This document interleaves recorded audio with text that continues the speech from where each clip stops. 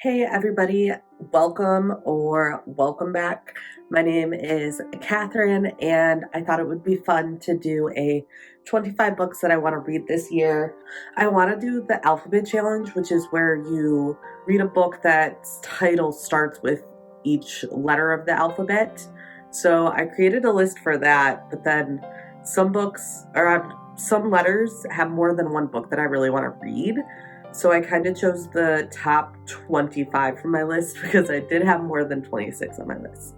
So these are the 25 books that I want to get through in 2025, and we'll see if I get through to them or not. Some of them, I looked up, some of them I've heard of before, and then some of them I just thought that either the title or the cover was fun and interesting. So we have A Man Called Av, or I've seen that it's also Ove, I'm not sure, by Frederick Backman. A Man Called Av is a Netflix movie, but they have the character's name as something else, not as that.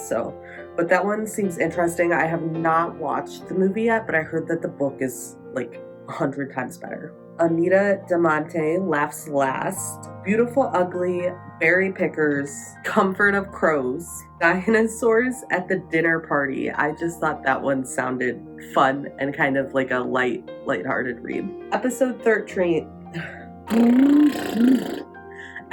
13, 400 Souls, The Giver of Stars, and that's by Jojo Moyes, I think is how you say her name. I've seen a lot of really good reviews about her books, and specifically that one has a 4.3 on Goodreads. Okay. How to Age Disgracefully. I just thought that sounded funny. That sounds like a fun premise where you'll get a lot of personality, and I think the cover is very cute for that. That's by Claire Pooley, and I haven't heard that much about that either. That's a 4.2 on Goodreads.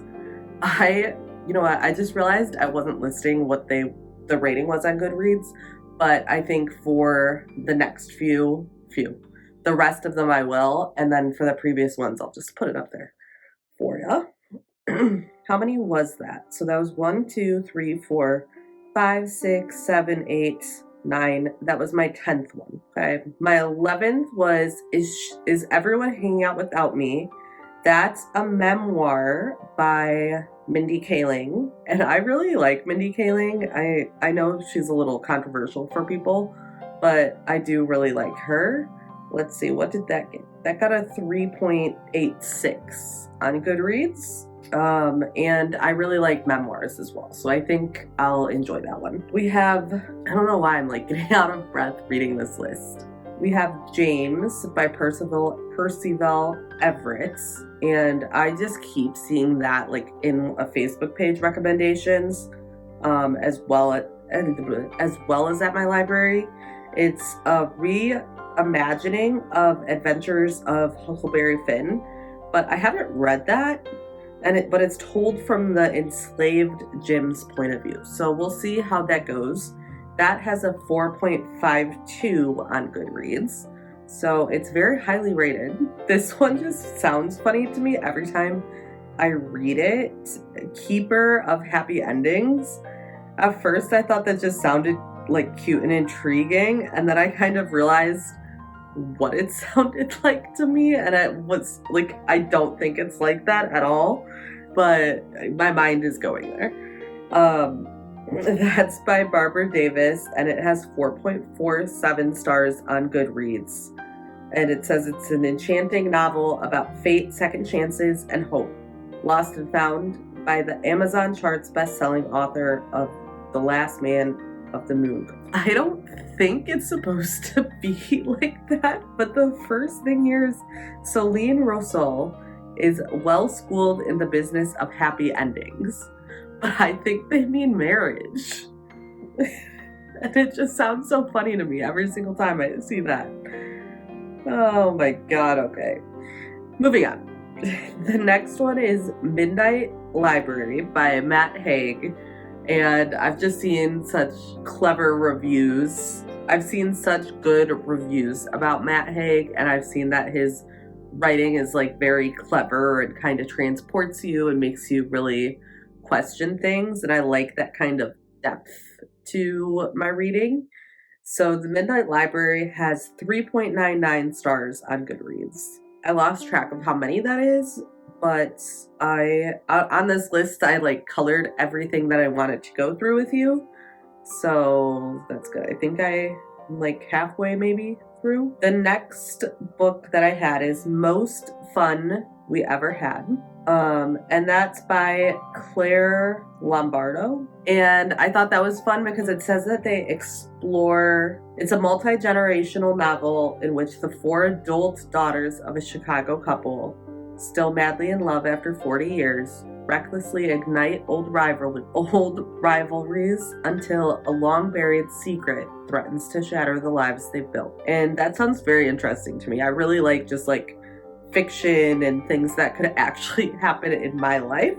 So I think I'll enjoy this one. This one has 3.91, has a rating of 3.91 on Goodreads, and I haven't heard of that author before. All right, let's see. Moving on, we have, I'm now realizing that I should have put all of these in my want to read on Goodreads, and I don't know why I didn't do that, but I didn't do that. I just have it in a Google Doc, and then I'm looking them up on Goodreads, and it just kind of seems like double the work. And then I'm also trying to decide, like, this next one that I had was called Original Daughter, and the ones in Goodreads, there's 2 that are coming up, and I think the one that I was going with was Original Daughter by Jemima Way, and it's a debut book, and I think, yes, you know what, it was this one, because it was this author's debut book, and it explores family bonds in a story of ambition and sisterhood in turn of the millennium Singapore, which I think sounded interesting to me. So there's some fiction and historical fiction involved in that, so we'll see. That one has a 4.31 rating on Goodreads. Okay, we're getting closer to the end here. Okay, so the next one I have was The Skeleton Key by Erin Kelly. It has a 3.76 rating on Goodreads. It says it's a mystery, thriller, fiction, crime. Mystery thriller. It's a mesmerizing novel about a daughter haunted by her father's legacy, basically. And it's set in 2021, so I think that'll be interesting. There's kind of a little ... here that says this reunion will tear a family apart. ...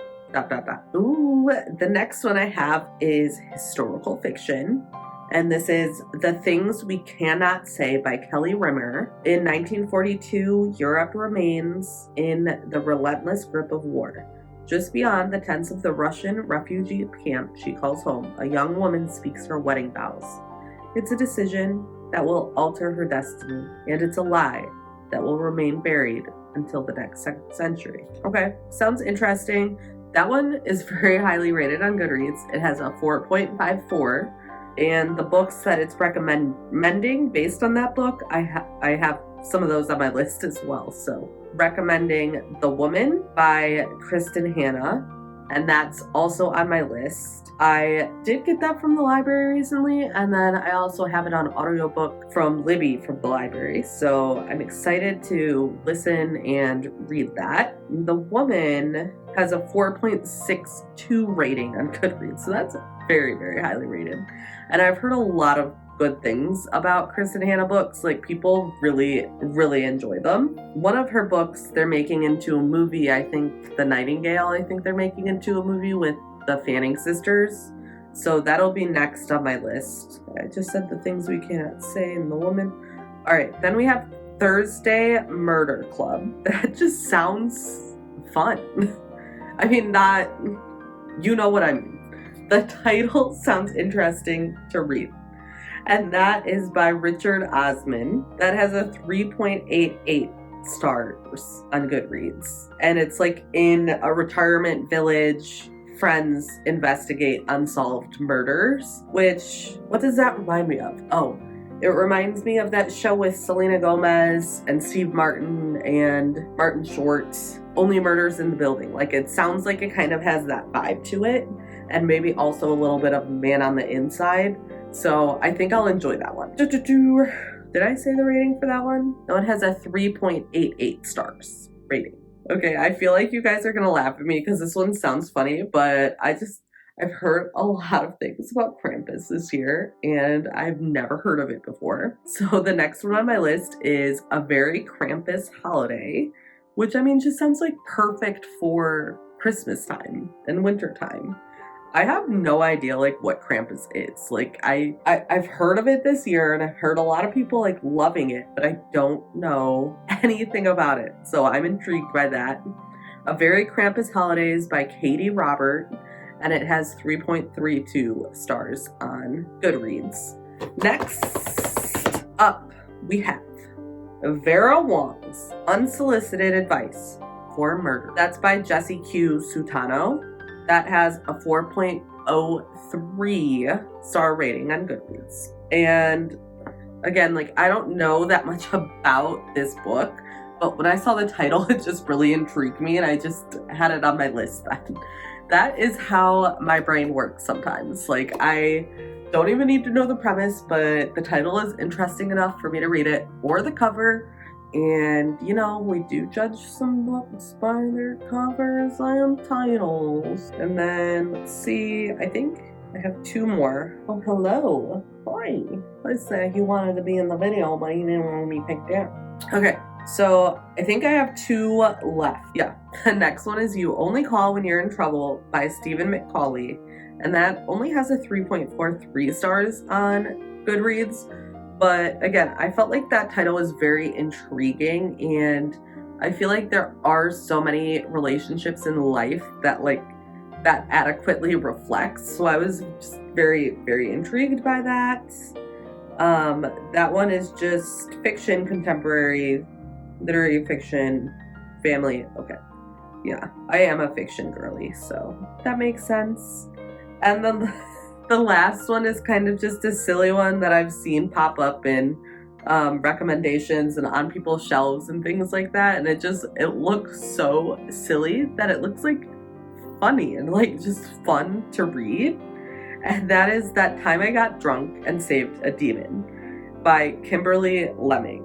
And I mean, it looks so intriguing. It sounds funny. Does not sound like my normal genre I'd like to read at all, because there is more fantasy in it and romancy, paranormal kind of thing.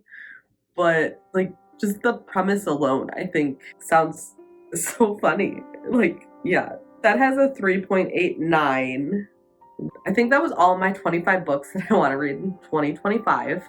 I do have more on my list, but since it's 2025, I wanted to share 25 of those. Let me know which ones you guys read as well, or which ones you guys want to read. Bye!